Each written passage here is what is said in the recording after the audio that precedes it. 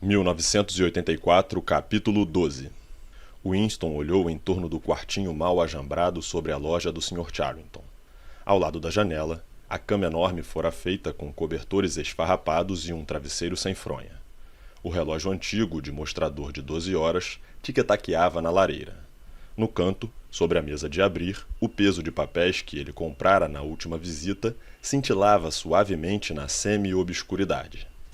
Na guarda do fogão havia um veterano fogareiro a óleo, uma caçarola e 2 xícaras, fornecidos pelo Sr. Charrington. Winston acendeu o fogo e pôs a panela d'água a ferver. Trouxera um envelope cheio de café Vitória e umas pastilhas de sacarina. Os ponteiros do relógio marcavam 7h20. Na verdade, eram 19h20. Ela devia chegar às 19h30. Loucura, loucura, dizia-lhe o coração. Loucura consciente, gratuita, suicida. De todos os crimes que um membro do partido podia cometer, este era o mais difícil de ocultar. A ideia, a princípio, lhe viera à cabeça sob a forma de uma visão do peso de vidro espelhado pela superfície da mesa de dobrar. Como previra, o antiquário acedera em alugar o quarto. Evidentemente, vinham a calhar uns dólares extra. Nem pareceu chocado ou desrespeitoso quando ficou claro que Winston queria o quarto com a finalidade de receber uma mulher. Ao invés, seu olhar perdeu-se na meia distância e ele falou de generalidades, com um ar tão delicado que parecia ter se tornado parcialmente invisível. A possibilidade da solidão, disse ele, é muito valiosa. Todo mundo quer um lugar onde possa ficar só. E quando tem um lugar assim, é cortesia comum se calarem os que dele souberem. E apesar de parecer fanado e fora da vida, acrescentou até que a casa tinha 2 entradas, sendo uma pelo quintal, que abria sobre o beco. Debaixo da janela, alguém cantava. Winston espiou para fora, protegido pela cortina de musselina. O sol de junho ainda boiava alto nos céus, e no pátio ensolarado, uma mulher monstruosa, sólida como uma pilastra normanda, conforme dando os antebraços avermelhados e um avental de aniagem na cintura, caminhava entre uma tina de lavar e um varal, estendendo uma porção de panos quadrados em que Winston reconheceu fraldas. Sempre que não tinha a boca cheia de prendedores, cantava com poderosa voz de contralto. Foi apenas uma fantasia desesperada que passou como um dia de abril, mas um olhar, uma palavra e os sonhos provocados roubaram o meu coração gentil. Havia semanas que a canção estava em voga em Londres. Era uma das músicas sem conta publicadas para os proles por uma subseção do Departamento de Música. As letras eram compostas sem intervenção humana, num instrumento chamado versificador. Mas a mulher cantava com tamanho sentimento que transformava aquela horrível pieguice num som quase agradável. Winston podia ouvir a mulher cantando e o ranger dos sapatos no lajedo, gritos de criança nas ruas e, às vezes, na distância, o regougo esmaecido do tráfego. E, no entanto, o quarto parecia curiosamente mudo por causa da ausência da teletela. Loucura, loucura, loucura, tornou a pensar. Era inconcebível que pudessem frequentar aquele lugar por mais de algumas semanas sem serem descobertos. Mas a tentação de ter um esconderijo que fosse verdadeiramente deles, dentro de casa, à mão, fora demasiada. Durante algum tempo, após a visita ao campanário da igreja, não tinham podido se encontrar. As horas de trabalho tinham sido drasticamente aumentadas à espera da Semana do Ódio. Ainda faltava mais de um mês, porém os preparativos vastos, complexos, exigiam trabalho extra de todo mundo. Afinal, ambos haviam conseguido a mesma tarde livre. Tinham combinado ir à clareira do bosque. Como sempre, Winston mal olhou para Julia quando se cruzaram no meio da multidão, mas pela breve olhada que ele lançou, pareceu-lhe que estava mais pálida do que de costume. Não pode ser. Quer dizer, amanhã eu não posso. O quê? Amanhã de tarde eu não posso ir. Por quê? Pelo motivo comum. Dessa vez começou mais cedo. Por um momento ele se sentiu furioso. Naquele mês, volvido desde que a conhecera intimamente, modificara-se a natureza do seu desejo. No começo, pouca sensualidade houvera nele. O primeiro contato amoroso fora simplesmente um ato de volição. Mas depois da segunda vez, as coisas haviam mudado de figura. O aroma dos cabelos, o gosto da boca, a maciez da pele pareciam havê-lo penetrado ou envolvê-lo. Ela se tornara uma necessidade física, algo que não apenas queria, como sentia, ter direito a gozar. Quando Julia anunciou que não poderia ir, teve a impressão de estar sendo lesado. Mas naquele momento a multidão os apertou e, acidentalmente, as mãos se encontraram. Ela apertou-lhe ligeiramente as pontas dos dedos, num gesto que parecia pedir não desejo, mas afeto. Winston raciocinou que, quando se vive com uma mulher, esse tipo de desapontamento deve ser uma coisa normal, que acontece mais de uma vez. De repente, dominou-o uma profunda ternura, como nunca sentira antes. Desejou que fossem um casal com 10 anos de existência em comum. Desejou passear com ela pelas ruas, como estavam fazendo naquele instante, mais abertamente, sem medo, falando de frivolidades e comprando pequenas bobagens para o lar. Desejou, acima de tudo, que tivessem um lugar onde ficar a sós, sem sentir a obrigação de fazer o amor cada vez que se encontravam. Não foi exatamente naquele instante, mas no dia seguinte, que lhe ocorreu alugar o quarto do antiquário. Quando sugeriu o plano a Júlia, ela concordou com inesperada presteza. Ambos sabiam ser loucura. Era como se dessem de propósito um passo para o túmulo. Sentado na beira da cama, Winston tornou a pensar nos porões do Ministério do Amor. Era curioso que aquele horror predestinado se acendesse e apagasse na sua consciência. Lá estava ele, fixado no tempo futuro, precedendo a morte com a mesma certeza que 99 precede 100. Não era possível evitá-lo, mas talvez fosse possível adiá-lo. E, no entanto, ao invés disso, de vez em quando, ele encurtava a vida por um ato consciente, voluntário. Naquele momento, ouviu-se um passo rápido nas escadas. Júlia irrompeu no quarto. Trazia um saco de ferramentas de lona marrom crua com que às vezes a vira entrando e saindo do ministério. Tentou colhê-la nos braços, mas Júlia desvencilhou-se um tanto apressada, em parte por estar ainda com a bolsa na mão. Meio segundo. Olha o que eu trouxe. Você trouxe café, Vitória? Ih, deixa pra lá. Olha. Ajoelhou-se, abriu a bolsa e tirou algumas chaves inglesas e de fenda que enchiam a parte superior. Por baixo havia vários pacotes de papel. O primeiro embrulho que entregou a Winston lhe pareceu ao tato ter uma consistência estranha e, no entanto, vagamente familiar. Estava cheio de uma substância pesada, pulvurulenta, que cedia onde se apertasse o papel. É açúcar? Açúcar de verdade, nada de sacarina. E aqui tem pão, um pão branco decente, não aquela broa insossa. E uma latinha de geleia, uma lata de leite. Olha, desse aqui eu me orgulho. Tive que enrolar numa estopa porque... Mas não era preciso explicar por que eu enrolara. O aroma já enchia o quarto. Um aroma rico e convidativo que lhe parecia uma emanação da meninice, mas que de vez em quando ainda sentia, propagando-se por um corredor antes de uma porta bater, ou espalhando-se misteriosamente numa rua cheia de gente, um cheiro olfateado uns segundos e depois perdido de novo. É café, café de verdade.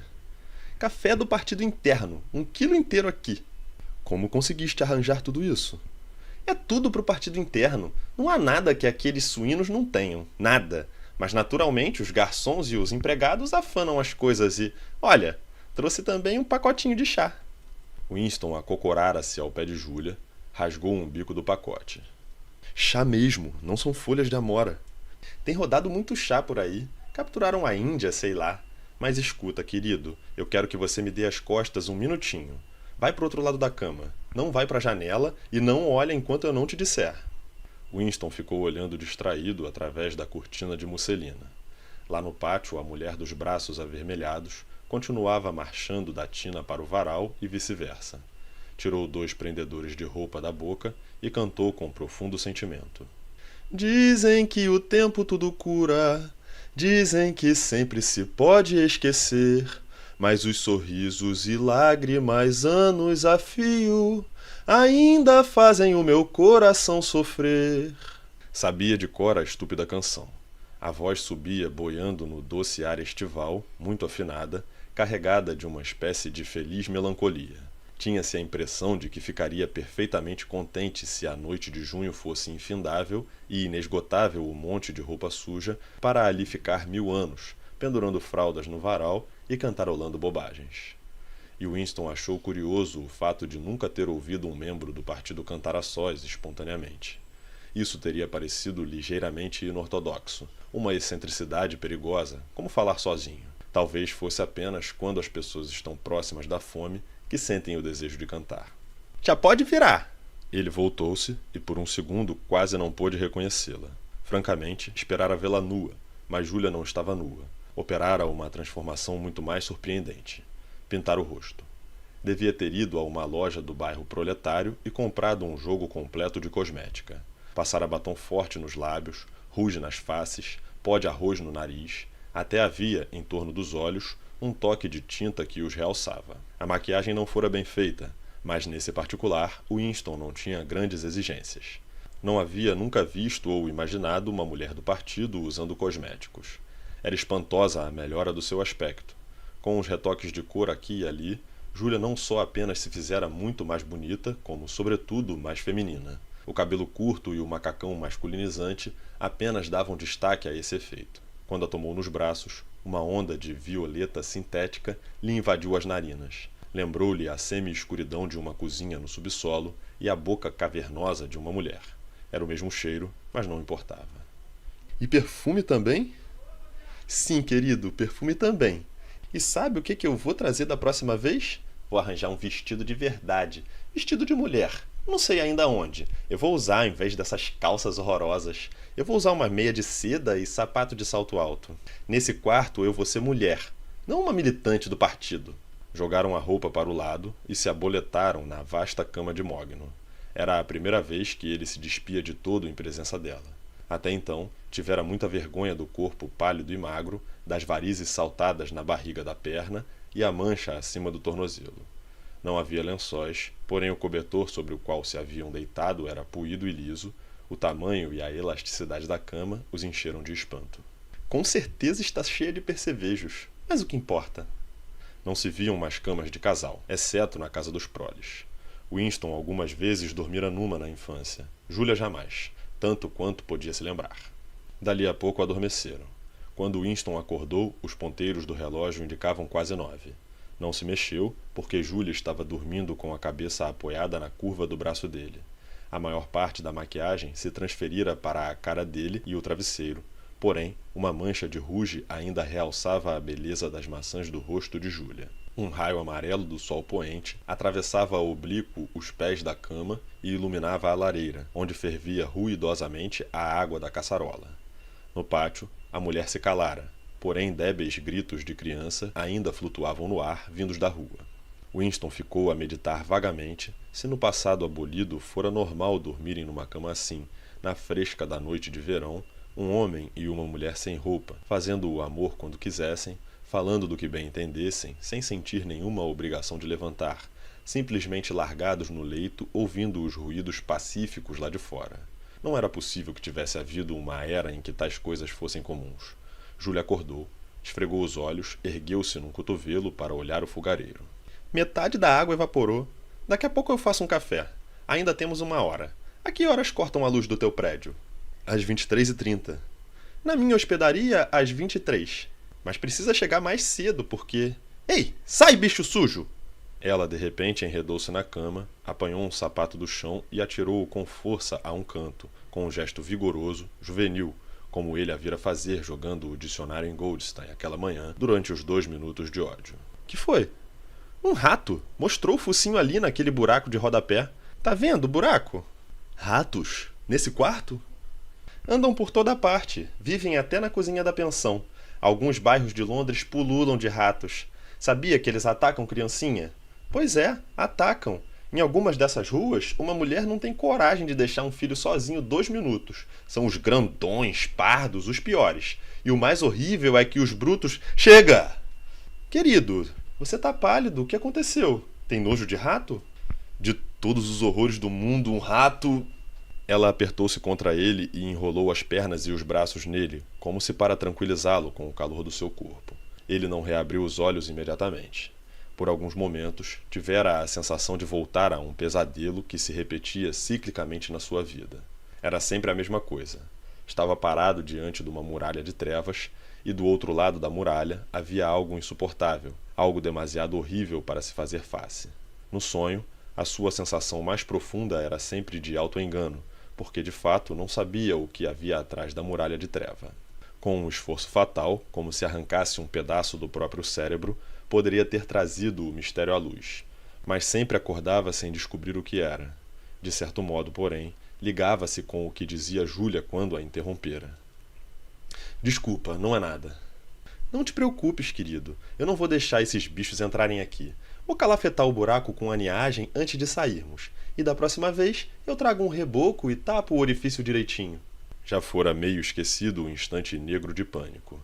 Sentindo-se ligeiramente envergonhado de si mesmo, ele sentou-se encostado na guarda da cama. Júlia saltou, vestiu o macacão e fez café.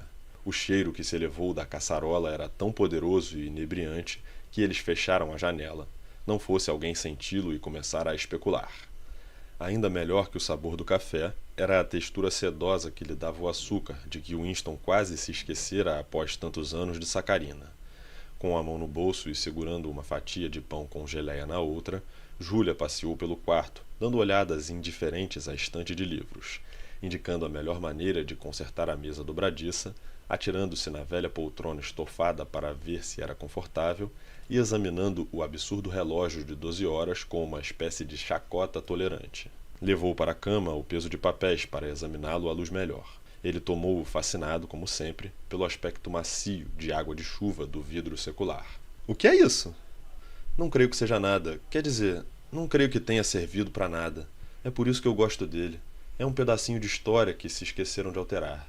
É uma mensagem de 100 anos atrás. Se ao menos a gente soubesse lê-la. E aquela gravura ali? Tem 100 anos também? Mais, talvez 200, não se sabe. Hoje é impossível descobrir a idade de qualquer coisa. Ela foi espiá-la. Foi aqui que o bruto meteu o focinho. Que lugar é esse? Eu já vi essa casa. É uma igreja. Foi uma igreja, chamava-se São Clemente dos Dinamarqueses. O fragmento de cantiga que o Sr. Charrington lhe ensinara voltou-lhe à memória e ele acrescentou quase com saudade. Laranjas e limões, dizem os sinos de São Martinho. Laranjas e limões, dizem os sinos de São Clemente. Para sua imensa surpresa, Júlia continuou.